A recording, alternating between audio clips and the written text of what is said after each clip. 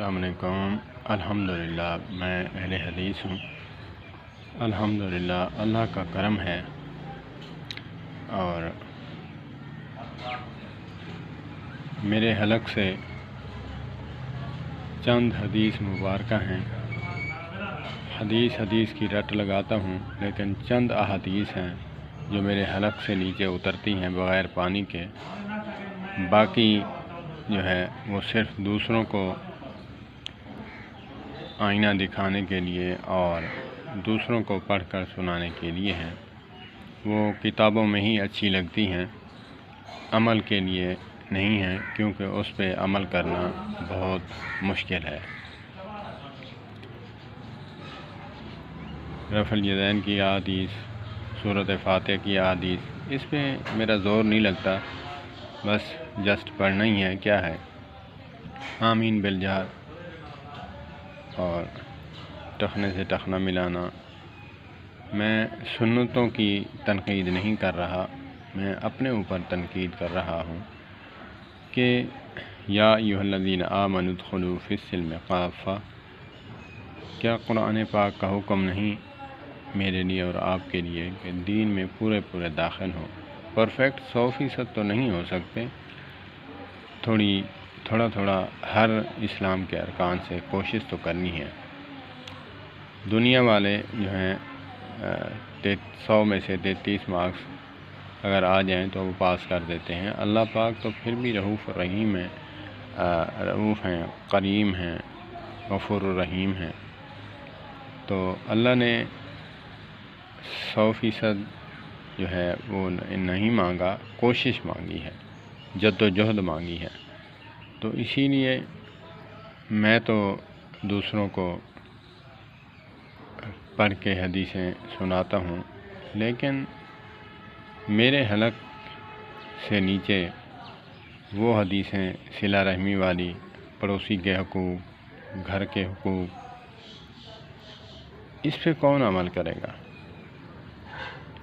تو پھر یہی ہے، قرآن پاک کا حکم ہے، جیسے کہ اسلام کا بھی حکم ہے، نبی کریم صلی اللہ علیہ وآلہ وسلم کا بھی حکم ہے کہ اس قاری پر خدا کی لعنتیں ہیں جو پڑھتا تو ہے اس پر عمل نہیں کرتا۔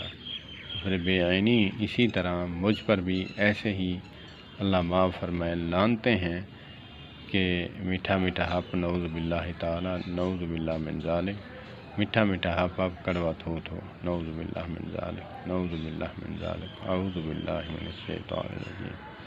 تو یہ لمحہ فکریہ ہے میرے لیے بھی، آپ کے لیے بھی، کہ اسلام کے ارکان جو ہیں صرف جماعت میں وقت لگانا ہے؟ کیا صرف مسواک کرنا ہے؟